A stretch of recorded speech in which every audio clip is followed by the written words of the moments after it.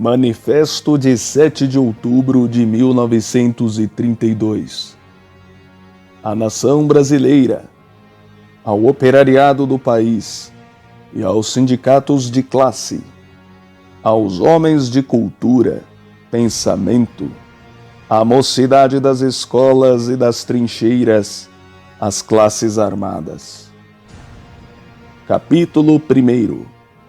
Concepção do universo e do homem. Deus dirige os destinos dos povos. O homem deve praticar sobre a terra as virtudes que o elevam e o aperfeiçoam. O homem vale pelo trabalho, pelo sacrifício em favor da família, da pátria e da sociedade. Vale pelo estudo, pela inteligência, pela honestidade, pelo progresso nas ciências, nas artes, na capacidade técnica, tendo por fim o bem-estar da nação e o elevamento moral das pessoas. A riqueza é bem passageiro, que não engrandece ninguém, desde que não sejam cumpridos pelos seus detentores os deveres que rigorosamente impõem para com a sociedade e a pátria.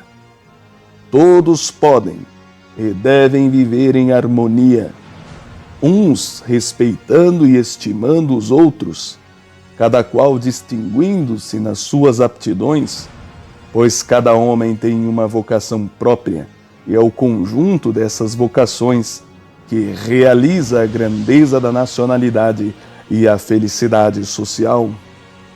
Os homens e as classes, pois, podem e devem viver em harmonia.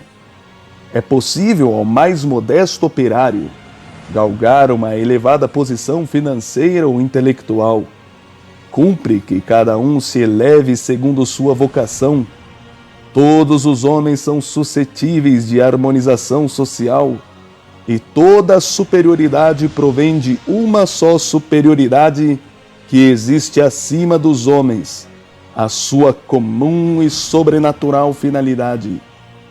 Esse é um pensamento profundamente brasileiro, que vem das raízes cristãs da nossa história e está no íntimo de todos os corações.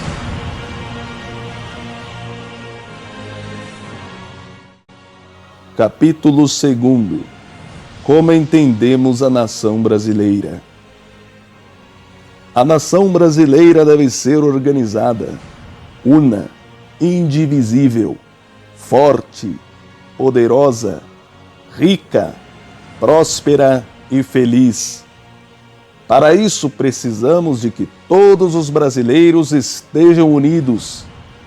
Mas o Brasil não pode realizar a união íntima e perfeita de seus filhos enquanto existirem estados dentro do Estado, partidos políticos fracionando a nação, classes lutando contra classes, indivíduos isolados exercendo ação pessoal nas decisões do governo. Enfim, todo e qualquer processo de divisão do povo brasileiro. Por isso, a nação precisa de organizar-se em classes profissionais. Cada brasileiro se inscreverá na sua classe. Essas classes elegem, cada uma de per si, seus representantes nas câmaras municipais, nos congressos provinciais e nos congressos gerais. Os eleitos para as câmaras municipais elegem o seu presidente e o prefeito.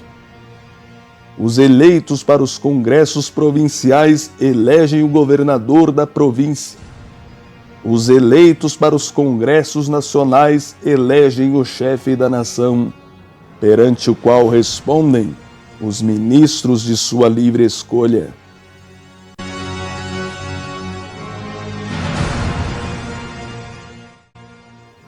Capítulo 3. O princípio de autoridade. uma nação, para progredir em paz, para ver frutificar seus esforços, para lograr prestígio no interior e no exterior, precisa ter uma perfeita consciência do princípio de autoridade. Precisamos de autoridade capaz de tomar iniciativas em benefício de todos e de cada um, capaz de evitar que os ricos, os poderosos, os estrangeiros, os grupos políticos exerçam influência nas decisões do governo, prejudicando os interesses fundamentais da nação.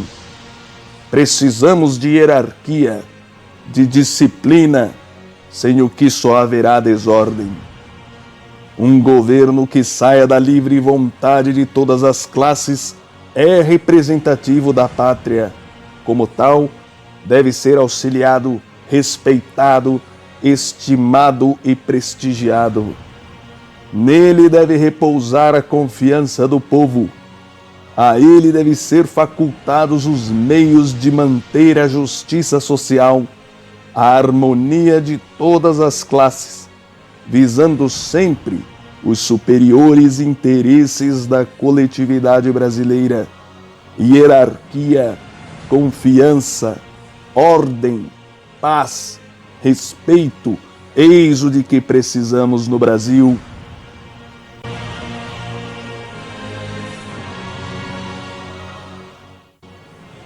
Capítulo 4. O nosso nacionalismo. O cosmopolitismo, isto é, a influência estrangeira, é um mal de morte para o nosso nacionalismo. Combatê-lo é o nosso dever.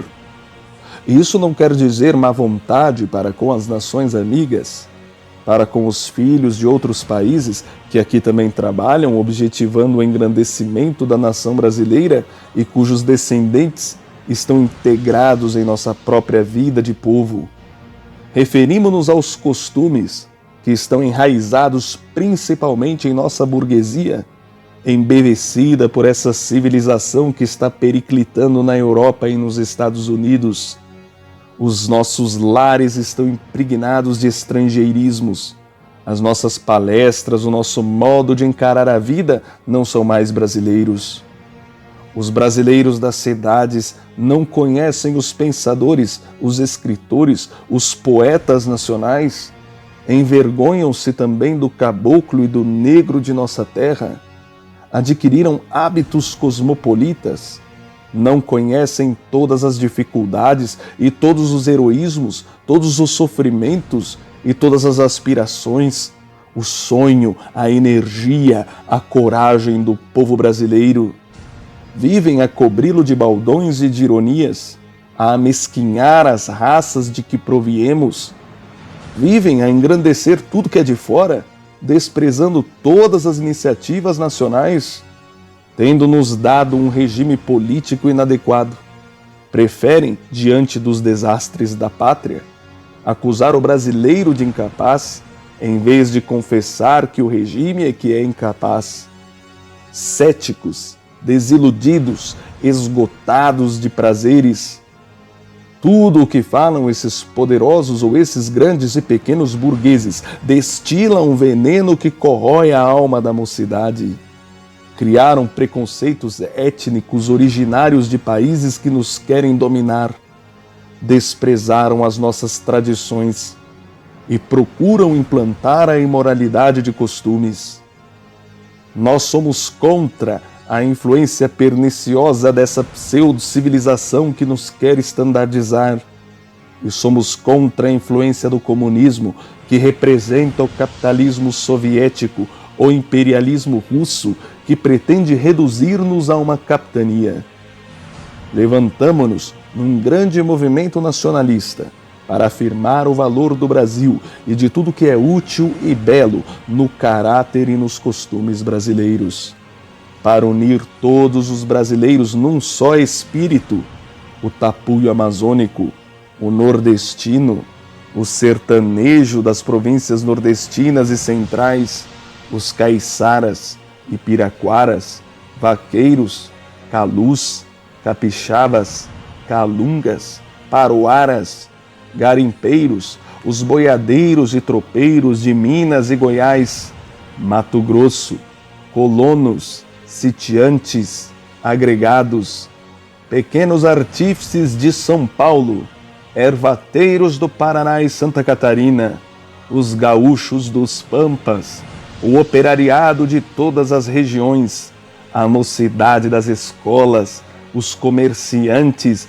industriais, fazendeiros, os professores, os artistas, os funcionários, os médicos, os advogados, os engenheiros, os trabalhadores de todas as vias férreas, os soldados, os marinheiros, todos que ainda têm no coração o amor de seus maiores e o entusiasmo pelo Brasil. Temos de invocar nossas tradições gloriosas. Temos de nos afirmar como um povo unido e forte que nada mais poderá dividir.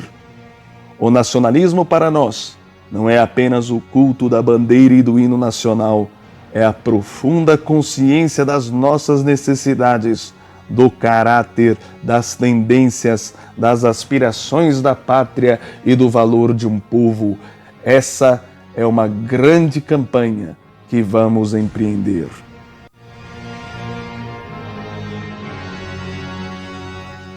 Capítulo 5. Nós, os partidos e o governo. Nós, brasileiros unidos, de todas as províncias, propomos-nos a criar uma cultura, uma civilização, um modo de vida genuinamente brasileiros. Queremos criar um direito público nosso, de acordo com as nossas realidades e aspirações, um governo que garanta a unidade de todas as províncias, a harmonia de todas as classes, as iniciativas de todos os indivíduos, a supervisão do Estado, a construção nacional. Por isso, o nosso ideal não nos permite entrar em combinações com partidos regionais, pois não reconhecemos esses partidos, reconhecemos a nação.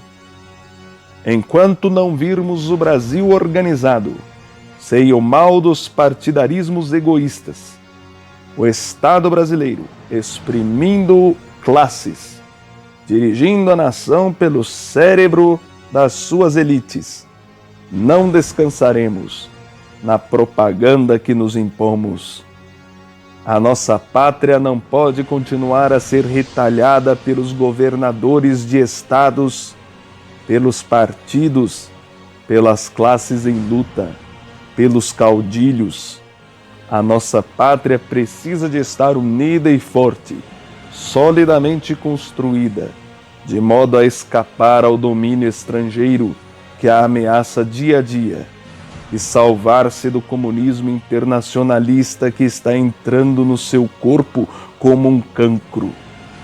Por isso, não colaboramos com nenhuma organização partidária que vise dividir os brasileiros. Repetimos a frase do lendário Osório quando escrevia dos campos do Paraguai, dizendo que não reconhecia partidos, porque eles dividiam a nação, e esta deve estar coesa na hora do perigo. Juramos, hoje, união, fidelidade uns aos outros, fidelidade ao destino desta geração. Ou os que estão no poder realizam o nosso pensamento político, ou nós, da Ação Integralista Brasileira, nos declararemos proscritos espontaneamente da falsa vida política da nação, até ao dia em que formos um número tão grande que reinstauraremos os nossos direitos de cidadania e pela força desse número conquistaremos o poder da República. Por isso, marcharemos através do futuro e nada haverá que nos detenha, porque marcham conosco a consciência da nação e a honra do Brasil.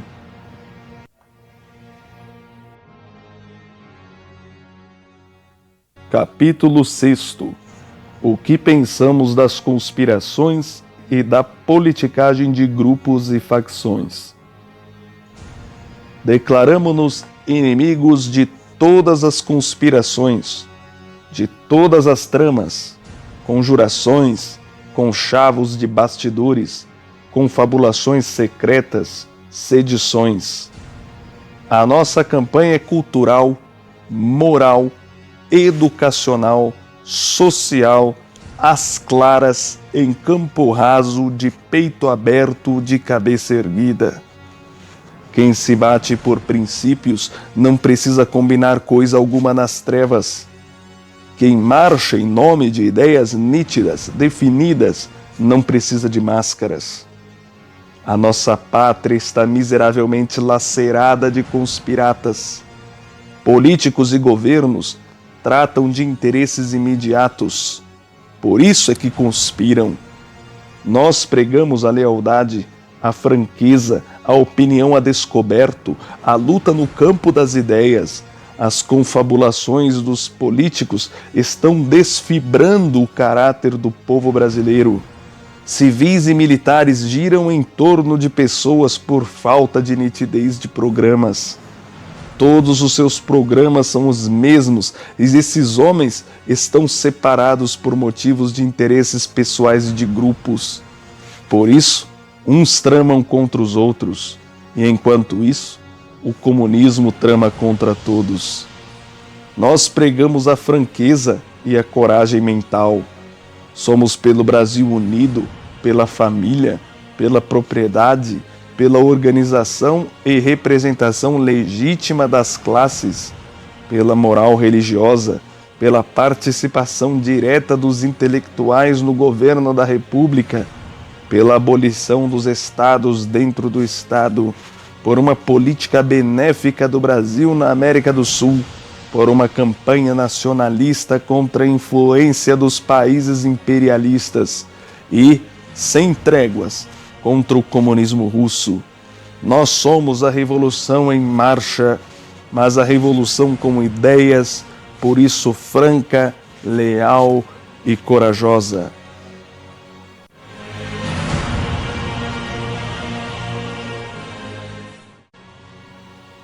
Capítulo 7. A questão social como a considera a ação integralista brasileira.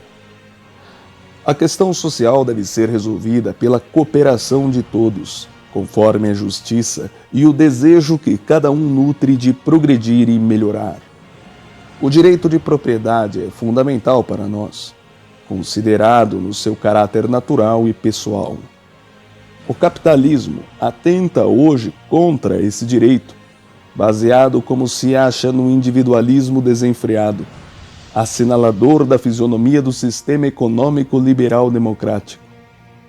Temos de adotar novos processos reguladores da produção e do comércio, de modo que o governo possa evitar os desequilíbrios nocivos à estabilidade social. O comunismo não é uma solução, porque se baseia nos mesmos princípios fundamentais do capitalismo, com o agravante de reduzir todos os patrões a um só e escravizar o operariado a uma minoria de funcionários cruéis, recrutados todos na burguesia. O comunismo destrói a família para melhor escravizar o operário ao Estado. Destrói a personalidade humana para melhor escravizar o homem à coletividade. Destrói a religião, para melhor escravizar o ser humano aos instintos. Destrói a iniciativa de cada um, mata o estímulo, sacrifica uma humanidade inteira por um sonho falsamente científico que promete realizar o mais breve possível, isto é, daqui a 200 anos no mínimo. O que nós desejamos dar ao operário, ao camponês, ao soldado, ao marinheiro, é a possibilidade de subir conforme a sua vocação e seus justos desejos.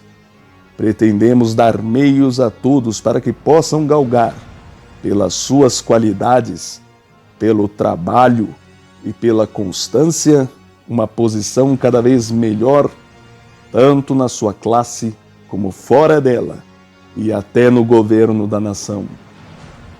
Nós não ensinamos ao operário a doutrina da covardia, da desilusão, do ódio, da renúncia, como o comunismo ou a anarquia, a doutrina da submissão, do ostracismo inevitável, da conformação com as imposições dos políticos, como a democracia liberal.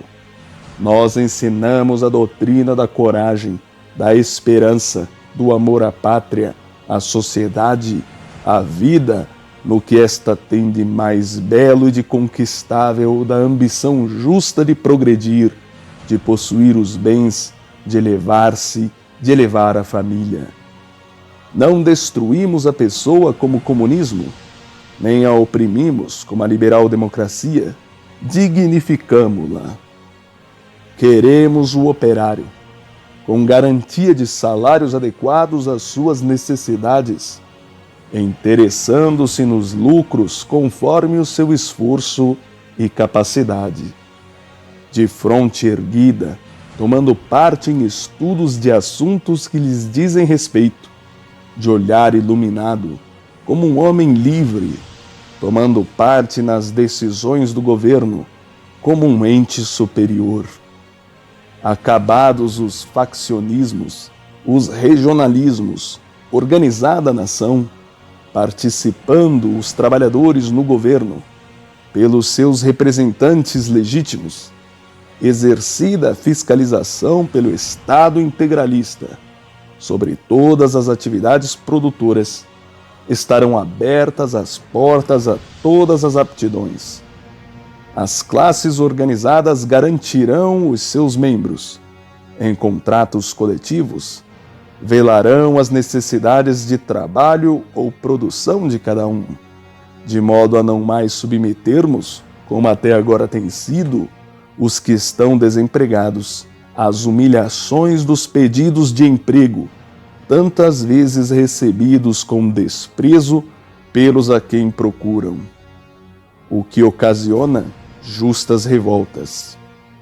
Livrar o operário e o pequeno burguês da indiferença criminosa dos governos liberais, salvá-los da escravidão do comunismo, transfigurar o trabalhador, herói da nova pátria, o homem superior, iluminado pelos nobres ideais de elevação moral, intelectual e material. Esses são nossos propósitos. Ao Estado compete a proteção de todos.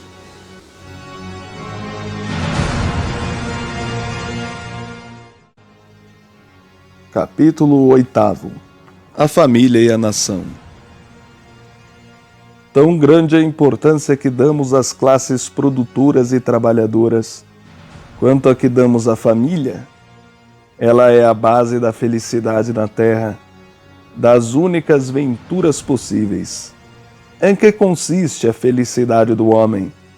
Nessas pequeninas coisas, tão suaves, tão simples, o afago de uma mãe, a palavra de um pai, a ternura de uma esposa, o carinho de um filho, o abraço de um irmão, a dedicação dos parentes e dos amigos, solidariedade no infortúnio, nas enfermidades, na morte, que nenhum Estado, na sua expressão burocrática ou jurídica, jamais evitará em nenhum tempo. Comunhão nas alegrias, nos triunfos, nas lutas, conforto de todos os instantes, estímulo de todos os dias, esperança de perpetuidade no sangue e na lembrança afetuosa. Eis o que é a família, fonte perpétua de espiritualidade e de renovação, ao mesmo tempo, projeção da personalidade humana. Tirem a família ao homem e fica o animal, façam dele a peça funcionando no Estado e teremos o autômato infeliz, rebaixado de sua condição superior. Que afeto, que conforto, que consolação poderá dar o Estado a esse, abre aspas, ente econômico, fecha aspas, na hora das grandes aflições ou na hora da morte? Quem o animará na hora das mágoas, que serão tão inevitáveis no regime da burocracia comunista como em qualquer outro regime? No instante supremo, não bastam a ciência, a vida pública, a vida social, a vida coletiva, o egoísmo individualista. É preciso que o coração entre na vida do homem e fale essa linguagem que não é a da compaixão de um estranho, nem a da filantropia formalista, nem a do amparo oficial, nem a de uma absurda socialização de afetos, mas a linguagem profunda das afinidades longamente estimuladas e alimentadas. O homem não pode transformar-se em uma abelha ou num térmita. O homem e sua família precederam o Estado. O Estado deve ser forte para manter o homem íntegro e a sua família, pois a família é que cria as virtudes que consolidam o Estado. O Estado mesmo é uma grande família, um conjunto de famílias. Com esse caráter é que ele tem autoridade para traçar rumos à nação. Baseado no direito de família, é que o Estado tem o dever de realizar a justiça social, representando as classes produtoras. Pretendemos, nesta hora grave para a família brasileira, inscrever a sua defesa em nosso programa.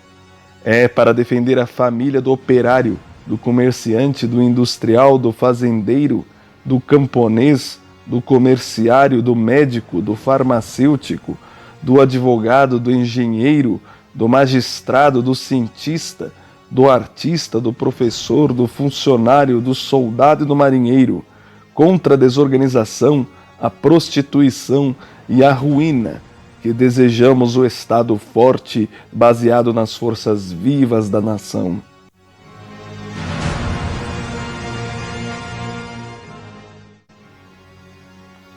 Capítulo 9. O município, centro das famílias, célula da nação. O município é uma reunião de famílias. O homem e a mulher, como profissionais, como agentes de produção e de progresso, devem inscrever-se nas classes respectivas, a fim de que sejam por estas amparados nas ocasiões de enfermidade e desemprego.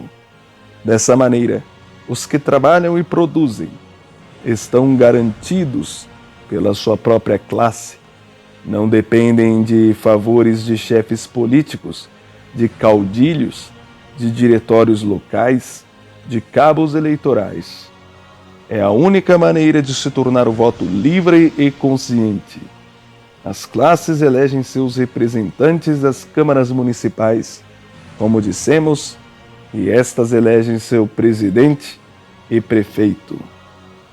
Os municípios devem ser autônomos em tudo o que respeita a seus interesses peculiares, porque o município é uma reunião de moradores que aspiram ao bem-estar e ao progresso locais.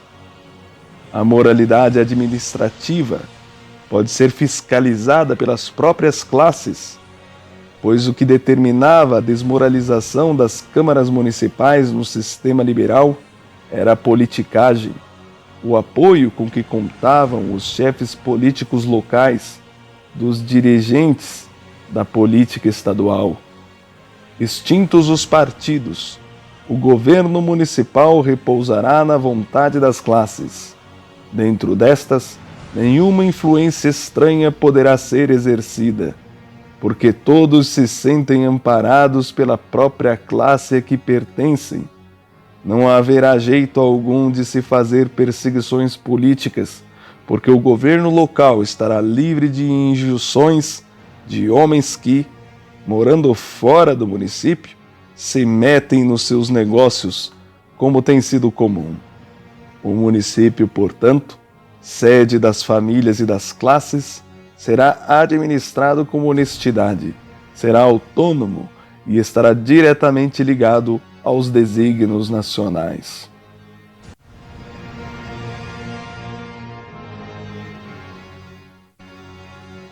Capítulo 10. O Estado integralista.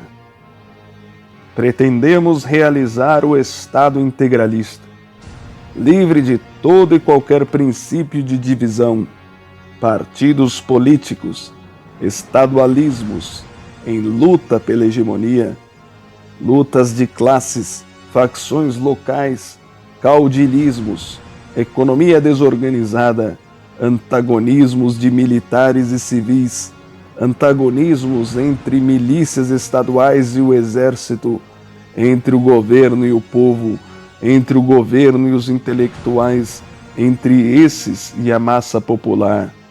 Pretendemos fazer funcionar os poderes clássicos, executivo, legislativo e judiciário, segundo os impositivos da nação organizada, com bases nas suas classes produtoras, no município e na família. Pretendemos criar a suprema autoridade da nação.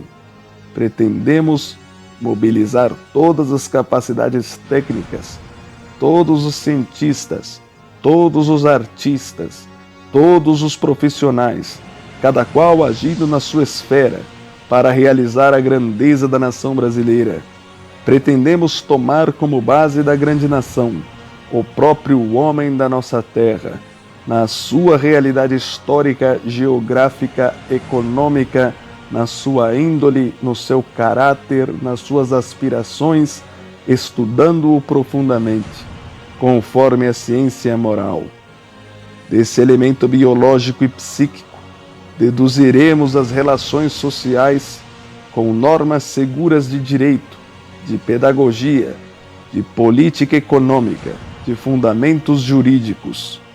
Como cúpula desse edifício, realizaremos a ideia suprema, a síntese de nossa civilização, na filosofia, na literatura, nas artes que exprimirão o sentido do nosso espírito nacional e humano. Pretendemos criar, com todos os elementos raciais, segundo os imperativos mesológicos e econômicos, a nação brasileira, salvando-a dos erros da civilização capitalista e dos erros da barbárie comunista. Criar numa única expressão o Estado econômico, o Estado financeiro, o Estado representativo e o Estado cultural. Pretendemos levantar as populações brasileiras numa união sem precedentes, numa força jamais atingida, numa esperança jamais imaginada. Pretendemos lançar as bases de um sistema educacional para a garantia da subsistência da nação no futuro.